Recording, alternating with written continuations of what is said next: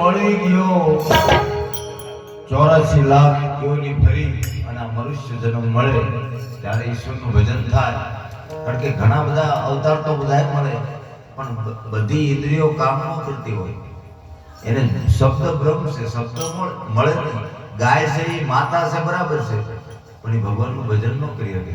આપણે એને પગે લગાય ગાને, પણ ભગવાનનું ભજન ન. ભગવાનનું ભજન કરવું હોય તો શરીર મનુષ્ય જે 84 લાખ યોની અને એટલા પુણ્ય જ્યારે ભેગા થાય ત્યારે કંઈક આ સેવા કરી શકે, કોઈની વાત સમજી શકે, કોઈના દુઃખમાં ભાગ લઈ શકે. આ શરીર જ્યારે મળે, મનુષ્ય શરીર મળે, આમાં જ થાય છે. એટલે સંતો કહે છે કે આ અવસર તો ચૂકી ગયા, આ અવસર ચૂક્યા એટલે 84માં વચન ચૂક્યા, 84માં જાય જાડેજા. આ બધી સંતોની જે વાણી છે ને, વચન એટલે કઈ નહીં, આજે મનુષ્ય જે મળ્યો છે ને આ વચન તો ચૂકી ગયા.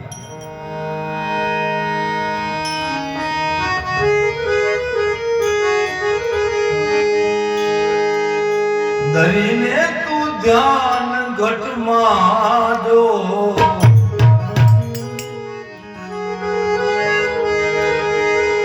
મળ્યો યા એ મળ્યો યા અવસર મદાનો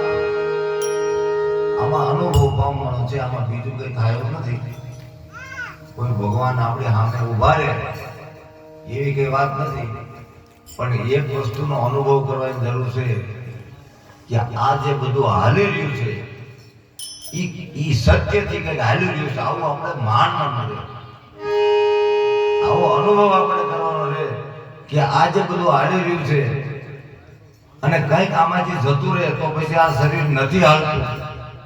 એટલે એવો સત્યનો પ્રકાશ છે અને સત્યને માનવું જ પડશે. એવો આપણે અનુભવથી ખ્યાલ કરવો પડે ભગવાન છે એવો આપણને અનુભવ થાય, ભાસ થાય. ભગવાન આપણી ભેગા આખો દી હાલે અને આપણા ભેગા બે ઉઠે એવું ન બને. પણ એનો જ પ્રતાપ છે ત્યારે જ આપણે બે વિશે ઉઠવી છે આવું માનવા મળે.